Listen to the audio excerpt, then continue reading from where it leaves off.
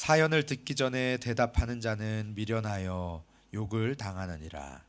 사람의 심령은 그의 병을 능히 이기려니와 심령이 상하면 그것을 누가 일으키겠느냐. 명철한 자의 마음은 지식을 얻고 지혜로운 자의 귀는 지식을 구하느니라. 사람의 선물은 그의 길을 넓게 하며 또 존귀한 자 앞에서 그를 인도하느니라. 송사에서는 먼저 온 사람의 말이 바른 것 같으나 그의 상대자가 와서 밝히느니라. 제비 뽑는 것은 다툼을 그치게 하여 강한 자 사이에 해결하게 하느니라. 노엽게 한 형제와 화목하기가 견고한 성을 취하기보다 어려운즉 이러한 다툼은 산성 문 빗장 같으니라. 사람의 입에서 나오는 열매로 말미암아 배부르게 되나니 곧 그의 입술에서 나는 것으로 말미암아 만족하게 되느니라. 죽고 사는 것이 혀의 힘에 달렸나니 혀를 쓰기 좋아하는 자는 혀의 열매를 먹으리라. 아내를 얻는 자는 복을 얻고 여호와께 은총을 받는 자니라. 가난한 자는 간절한 말로 구하여도 부자는 엄한 말로 대답하느니라.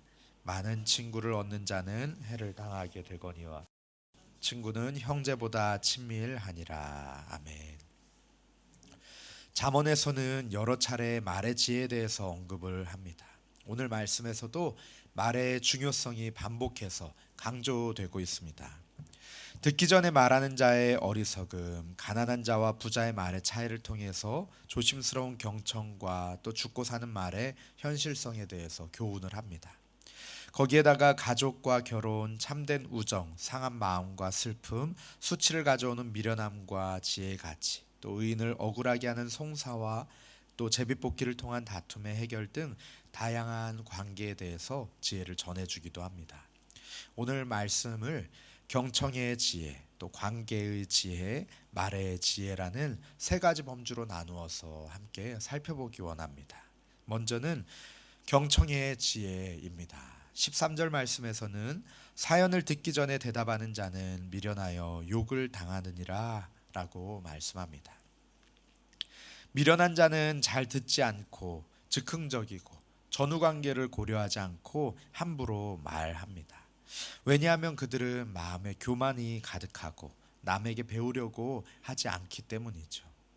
사실 다른 사람이 무슨 이야기를 하는지에는 관심이 별로 없고 자기 이야기만을 쏟아냅니다. 우리가 건강한 관계를 맺고 건강한 대화를 하려면 상대방의 이야기를 잘 듣고 또 적절한 대답으로 답해야 할 것입니다. 그러나 미련한 자는 자기 이야기만 하고 다른 사람의 이야기는 귀 기울여 듣지 않습니다. 그렇기 때문에 그는 언젠가는 결국 수치를 당한다라고 말씀을 합니다. 우리 몸에 귀는 두 개인데 입은 하나이죠. 유대인들의 지혜가 담겨 있는 이 탈무드에서는 그 이유를 이렇게 설명합니다. 사람에게 하나의 입과 두 개의 귀가 있는 것은 말하기보다 듣기를 두 배로 하라는 것이다. 영어 속담에도 think today and speak tomorrow라는 속담이 있습니다. 신중히 듣고 천천히 대답하라는 그런 뜻의 속담이죠. 지혜자는 상대방의 이야기를 끝까지 잘 듣고 말합니다. 지혜는 상대의 이야기를 잘 들으면서 시작합니다. 상대 이야기를 잘 듣는 것은 사람과의 관계에서 가져야 할 가장 중요한 덕목 가운데 하나입니다. 15절 말씀에서는 명철한 자의 마음은 지식을 얻고 지혜로운 자의 귀는 지식을 구한다라고 말씀합니다. 지혜자는 마음과 귀를 기울여서 지식을 더해 나가고자 합니다. 마음은 그 사람의 행동을 결정하는 의지의 중심입니다. 지혜를 얻고자 하는 사람은 배우고자 하는 의지를 가지고 있습니다.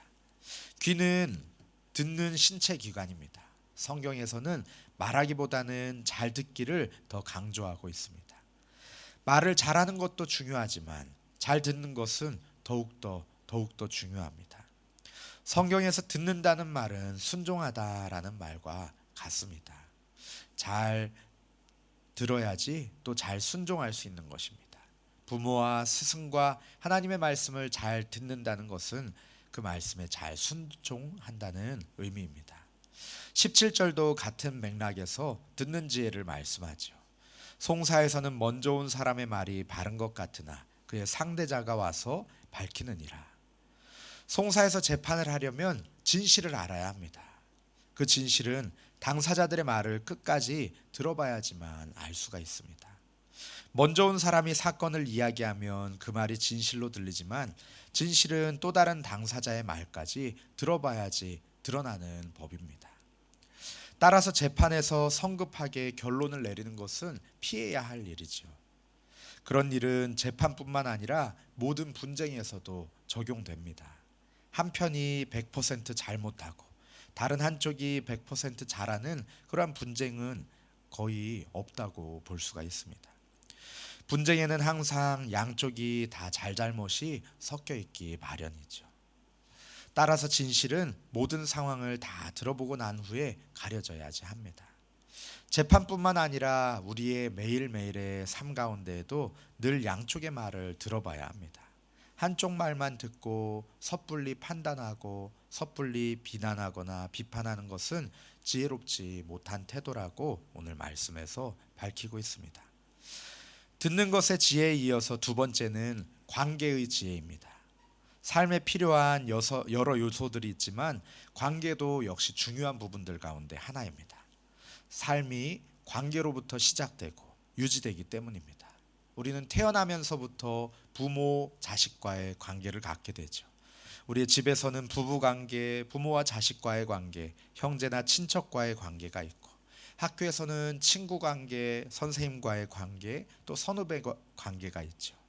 일터에서도 상사와 부하 직원의 관계, 동료와의 관계, 혹은 거래처나 커스터머와의 관계 있습니다.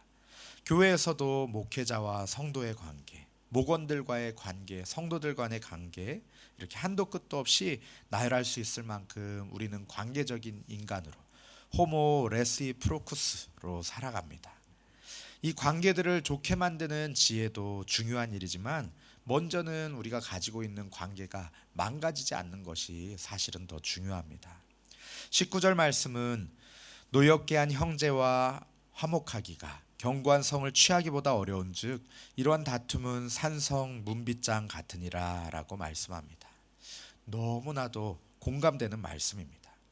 관계를 쌓아가는 것도 쉬운 일이 아니지만 실수로든 고의로든 노엽게 하여서 한번 어그러지게 되면은 그 관계를 원상복구하는 것이 원수의 성을 차지하는 것보다도 어렵고 닫혀진 문빗장을 여는 것보다 어렵다는 것, 누구나 다 한 번쯤은 경험해 보셨을 것입니다.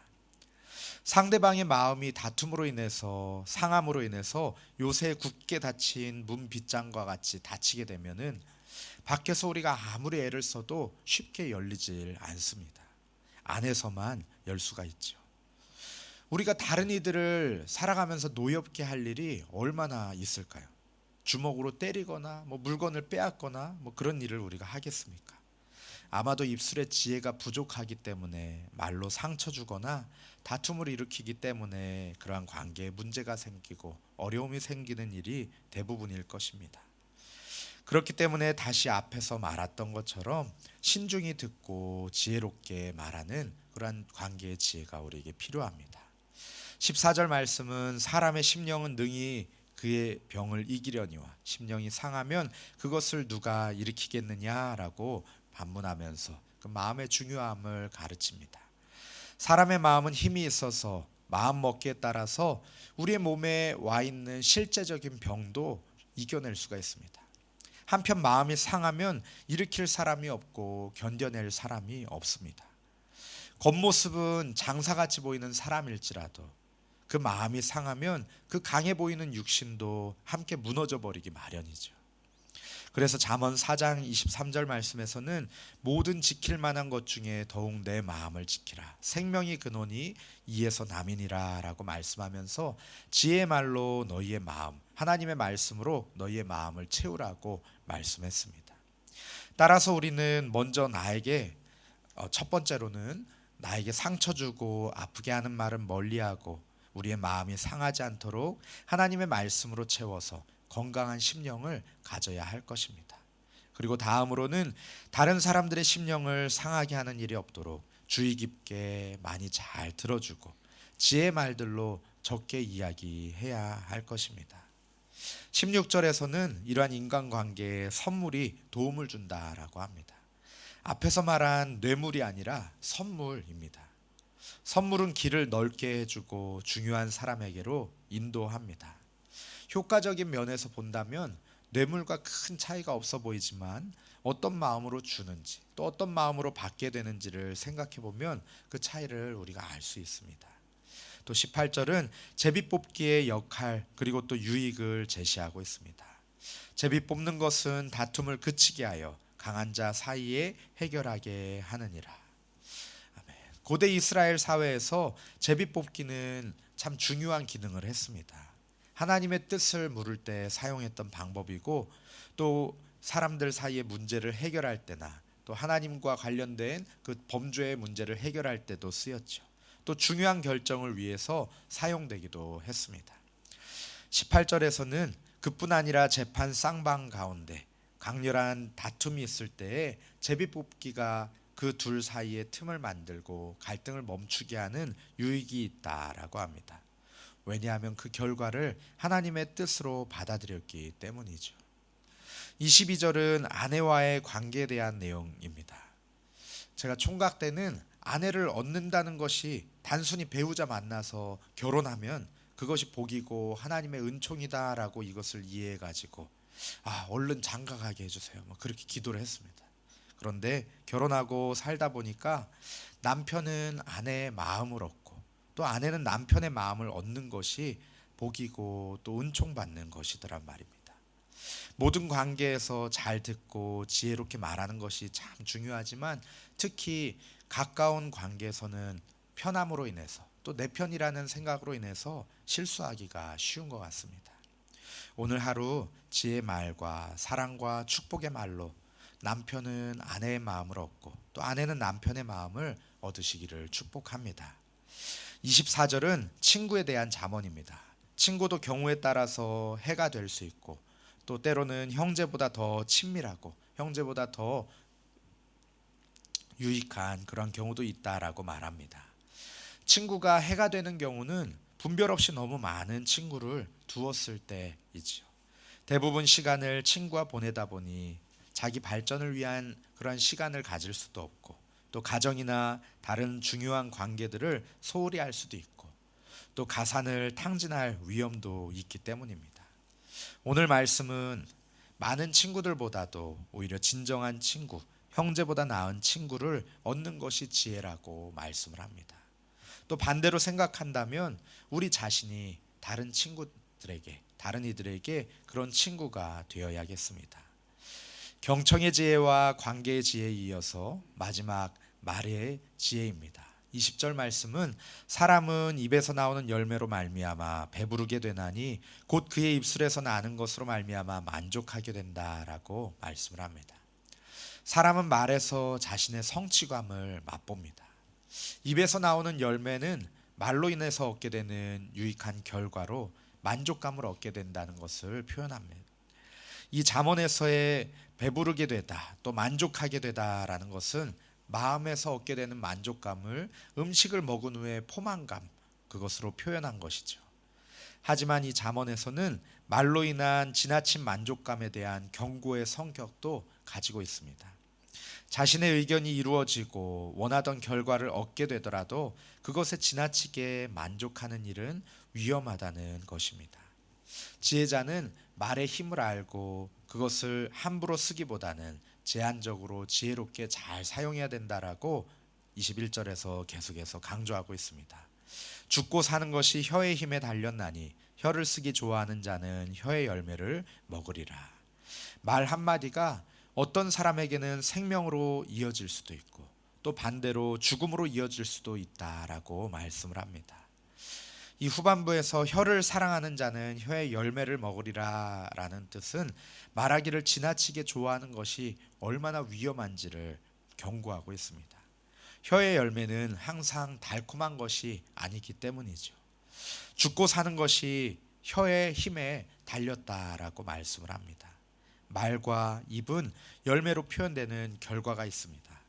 속에 어떤 것을 담고 있는가가 큰 차이를 만들지만 표현 과정과 결과는 관계 모습을 결정하는 중요한 열쇠가 됩니다.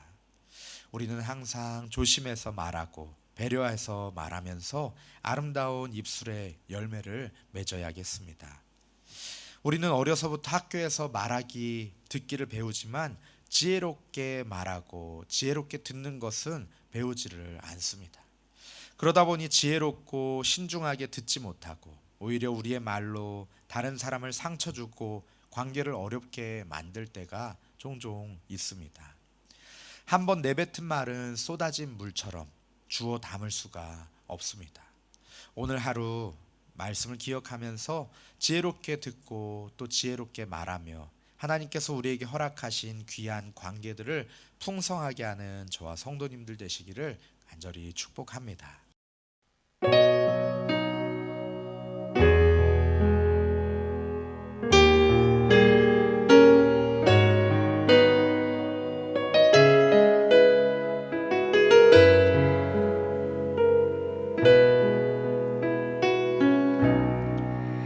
나 같은 사람도 사랑하시나요? 너무 크고 아름다운 그 사랑, 그 사랑 내 맘 넘치니 나 더욱 주 사랑하니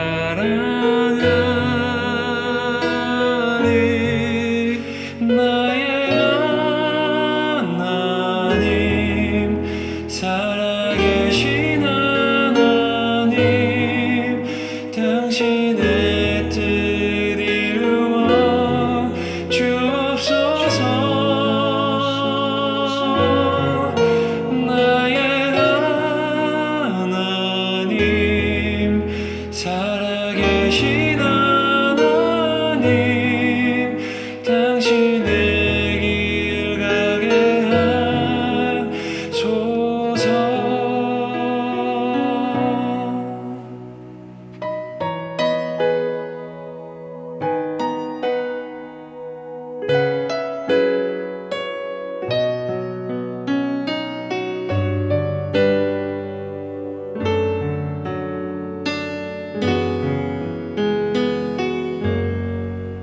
나 같은 사람도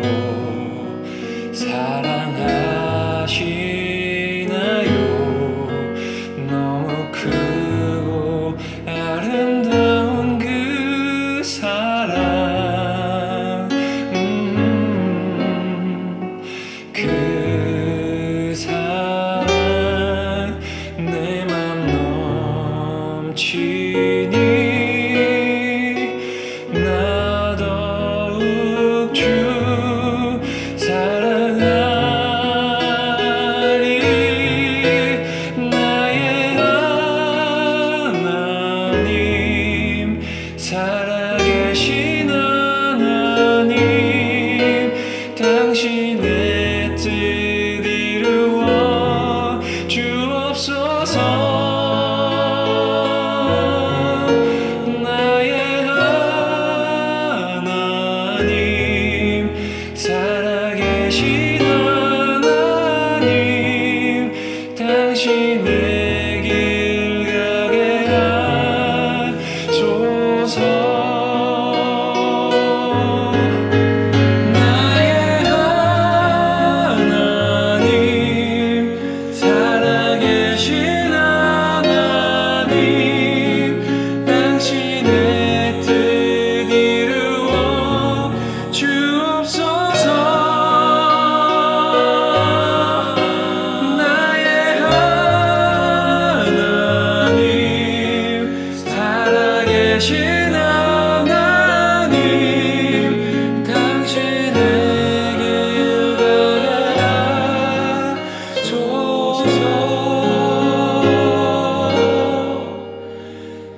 당신